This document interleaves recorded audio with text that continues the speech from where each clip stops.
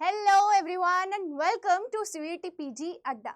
मैं हूं मुस्कान, आपकी साइकोलॉजी एजुकेटर। एंड भाई आज मैं एक बहुत ही डिमांडिंग वीडियो आप लोगों के लिए लेके आई हूं और वो है स्ट्रैटेजी कि भाई अब ज़्यादा नहीं 4 महीने बचे हैं, यानी कि कुछ अराउंड 120 दिन आपके बचे हैं। तो अब इसमें प्रेपरेशन किस तरीके से की जाए, कैसे हम अपने सिलेबस को डिवाइड करें, क्योंकि भाई हमारे सेमेस्टर एग्जाम्स भी साथ में हैं, तो उसी के बारे में हम बात करेंगे। मैंने कोशिश करी है कि आपका जो पूरा सिलेबस है सीयूईटी पीजी का, उसको मैंने monthly and weekly wise divide किया है, उसको हम समझेंगे, है ना। और लास्ट में जाते जाते थोड़ी मोटिवेशन और बहुत ही अच्छे शब्द आपको बता के जाऊंगी। सो भाई सबसे पहली चीज़, अगर आपको ऐसा लग रहा है कि 4 महीने मैम अब कम पड़ जाएंगे हमें एग्जाम की प्रिपरेशन के लिए, तो ऐसा बिल्कुल भी नहीं है।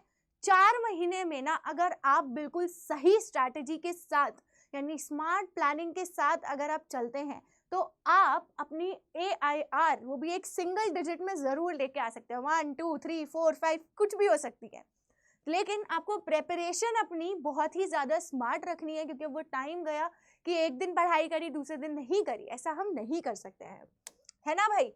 तो सबसे पहले ना एक बार सीयूईटी पीजी साइकोलॉजी का पैटर्न समझ लेते हैं। जब हम पैटर्न की बात करते हैं, सबसे पहली चीज़ कि हमारे क्वेश्चंस कितने आते हैं। भाई देखो हमारे आते हैं 75 क्वेश्चंस, ठीक है।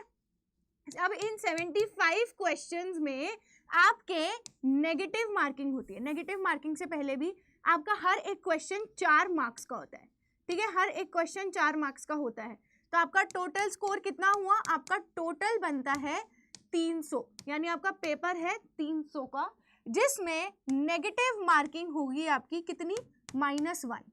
और अगर आपका क्वेश्चन सही होगा, करेक्ट पे आपको कितना मिलेगा, करेक्ट पे आपको मिलेगा +4।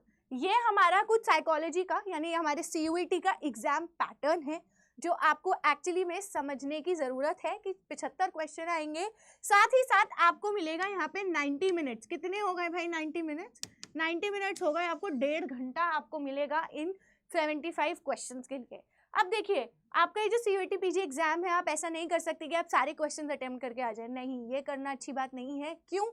क्योंकि नेगेटिव मार्किंग भी है, तो जितना आप सही क्वेश्चन करके आएंगे, जिसके लिए आप 100% श्योर हैं, सिर्फ उन्हीं को करना है, राइट।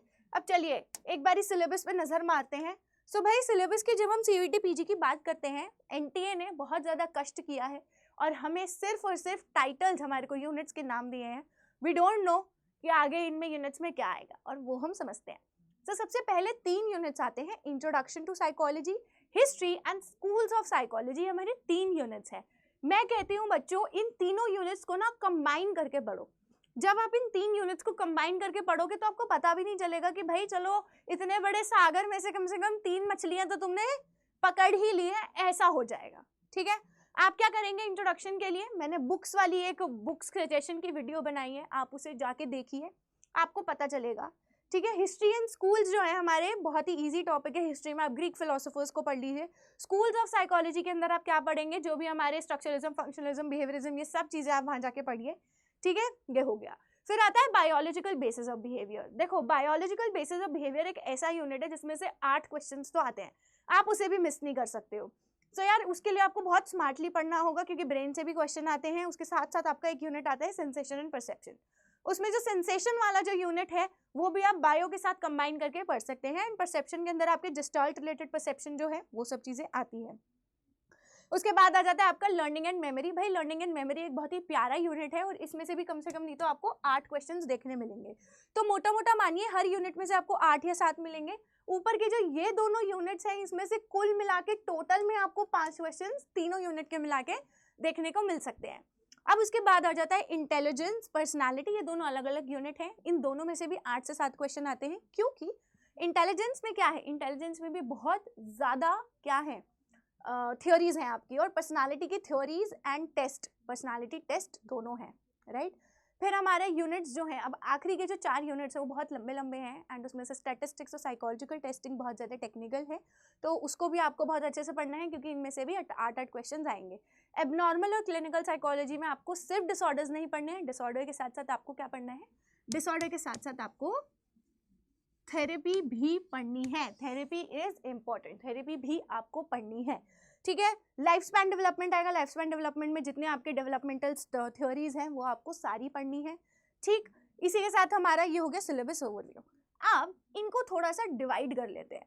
सो यार देखो, मेरा काम है कि मैं आपको बेस्ट ऑफ द प्लान्स बता दूं, आप इस तरीके से पढ़े, इस तरीके से पढ़े, मैं आपके लिए बेस्ट ऑफ द सीरीज लेके आऊंगी।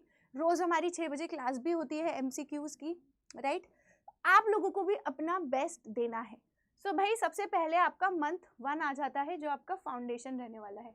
यहाँ पे आपको क्या करना है, अपनी ना अंडरस्टैंडिंग बनानी है कोर कॉन्सेप्ट्स को लेके, जो बेसिक कॉन्सेप्ट्स हैं उनको लेके आपको अंडरस्टैंडिंग बनानी है। फिर आ जाता है आपका मंथ 2। मंथ 2 के अंदर आप क्या करेंगे, मंथ 2 के अंदर आपके हमारी जो हैवी थ्योरी कंटेंट है, कोर कॉन्सेप्ट्स हैं, आप उन्हें पढ़ेंगे। मंथ 3 में आप क्या करेंगे, जितना भी आपने पढ़ा है वो सब चीज़ें अप्लाई करी जाएंगी, मॉक्स लिए जाएंगे।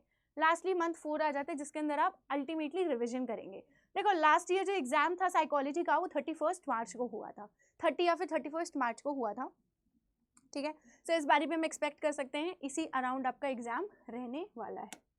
चलिए सबसे पहले मंथ 1 की बात करते हैं, जो आपका फाउंडेशन फेज है, ठीक है। जहाँ पे आप क्या करेंगे, आप introduction of psychology, history and school से स्टार्ट करेंगे। सो वीक 1 में आप आपके जो 3 यूनिट है शुरू के, फर्स्ट 3 यूनिट्स आपको अपने यहाँ पे कवर कर लेने हैं, ठीक है भाई। आप जब वो कर लेंगे, आपको वीकली मॉक्स लगाने हैं, ठीक है। आपके ना वीकली मॉक्स होने चाहिए, पर उसके वीकली मॉक्स तो पक्के फुल मॉक्स आपको लगाने ही लगाने हैं, ठीक है। वीक 2 आ जाता है, जिसमें आप biological basis of behaviour, neural mechanism, इन सबको पूरा पढ़ेंगे, ठीक है।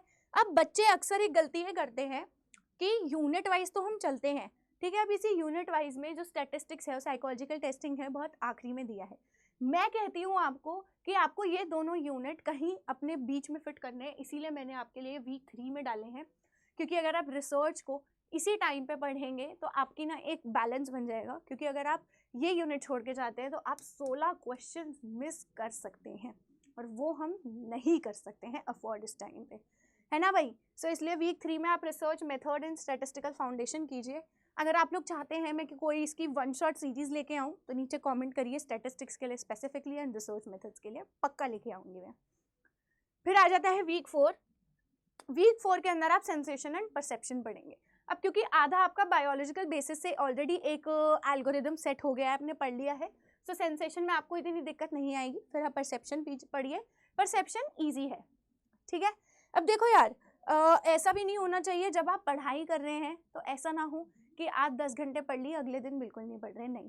Consistency is the key. आपको क्या करना है, डेली 2 घंटे तो बैठना है, लेकिन उसको आप एक्सटेंड कर सकते हैं, लेकिन कम नहीं होना चाहिए, और वो टाइम बिल्कुल क्वालिटी होना चाहिए। एंड सबसे बड़ी बात, क्योंकि ये एक MCQ बेस्ड टेस्ट है, सो मेक श्योर कि आप एटलीस्ट दिन के 15 MCQ तो सॉल्व कर रहे हैं, और वो 15 MCQ आप मेरी क्लास में आके भी कर सकते हैं, हम लोग साथ में तो करते ही हैं, राइट, हम करते ही हैं। सो ये आपका हो गया पहले का 1 महीना, पता भी नहीं चलेगा कहाँ चला जाएगा, ठीक है। फिर आ जाता है मंथ 2 आपका। अब मंथ 2 जो आपका रहने वाला है, कहीं ना कहीं दिसंबर होगा भाई, दिसंबर में न्यू ईयर आ जाएगा, क्रिसमस आ जाएगी, फिर आपको लगेगा लीव ले लेते हैं, छुट्टी ले लेते हैं, है ना।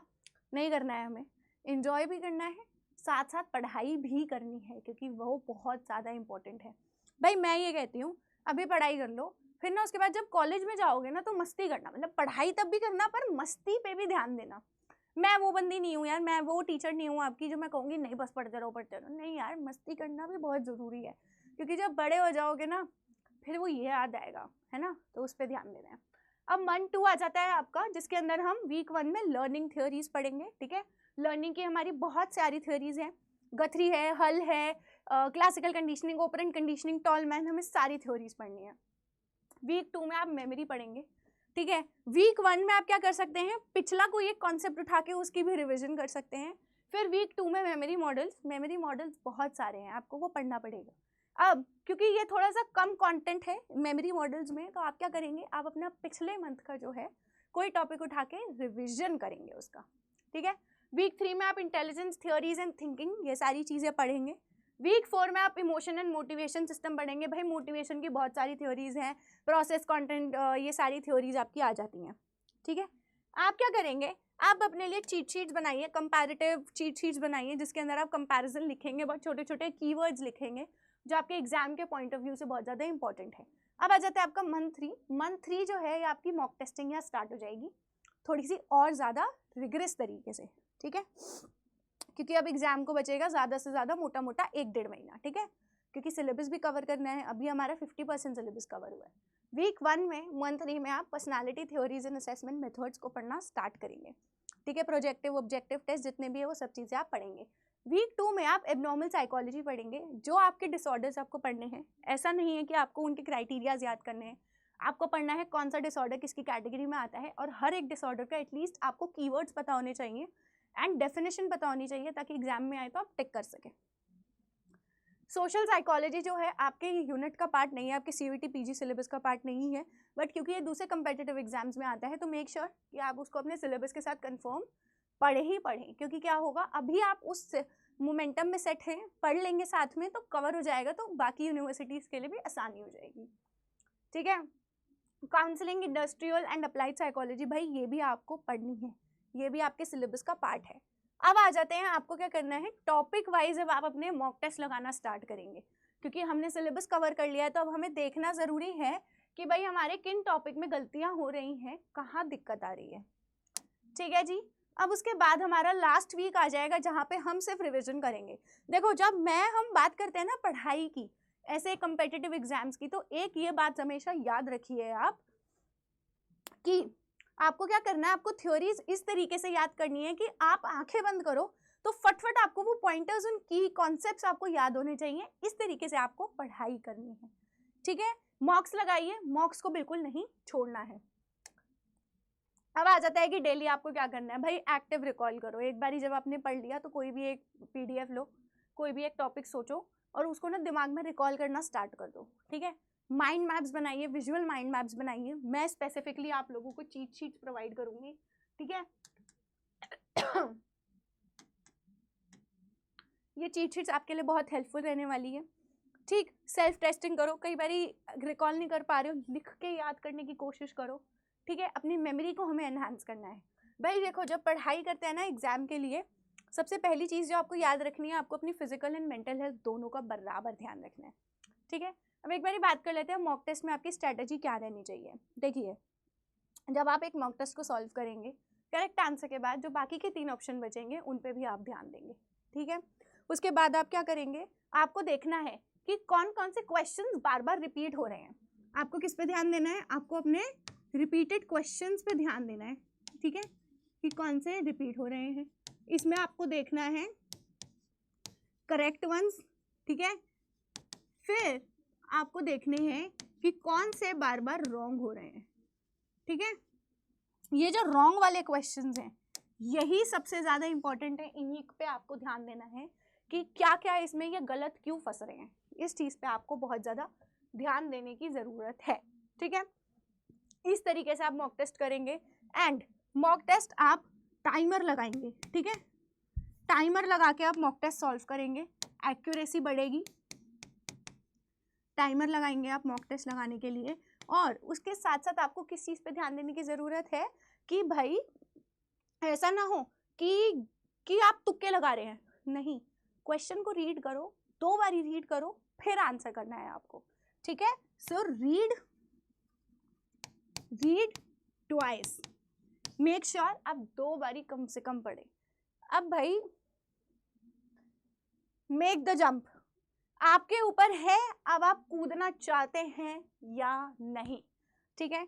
मैं कह रही हूं कूद जाओ, मैं कह रही हूं कूद जाओ, हो जाने दो यार, तो आर यही तो पार, क्योंकि जब तक कूदोगे नहीं ना वहां तक पहुंच नहीं पाओगे। ये है आपका क्या बनने का सपना, साइकोलॉजिस्ट बनने का सपना है ये आपका, राइट। आपको क्या बनना है, साइकोलॉजिस्ट। और आप वो साइकोलॉजिस्ट कैसे बनेंगे, जब आप अपने कंफर्ट जोन से बाहर निकल के अपने आप को स्ट्रेच करके पढ़ाई करना शुरू करेंगे, है ना, वही आपको करना है।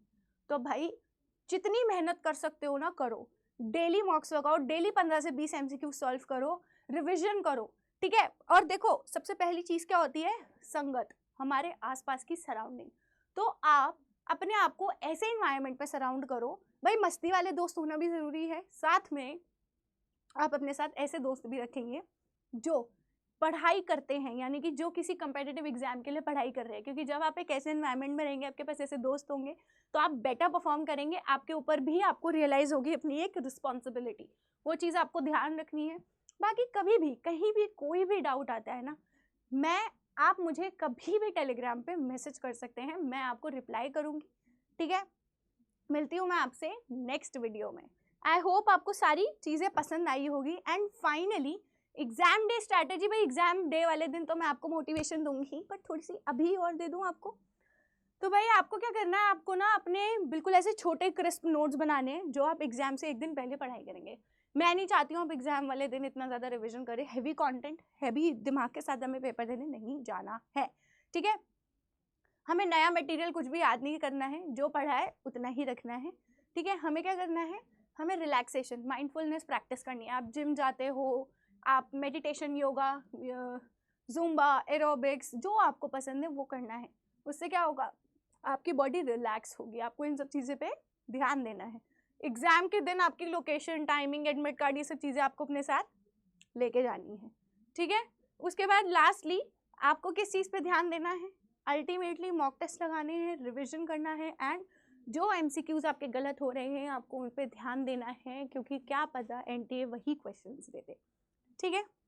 बाकी मैंने सीयूईटी पीजी 2025 का पेपर एनालिसिस करवाया है, आप वो जाके देखिए, आपको समझ आएगा कि आपका लेवल कितना है, ठीक है। मिलती हूँ मैं आपसे अगली वीडियो में। Bye bye, take care. और बाकी आपके कोई भी जो भी डाउट्स हो आप नीचे कमेंट सेक्शन में बताइएगा। Take care.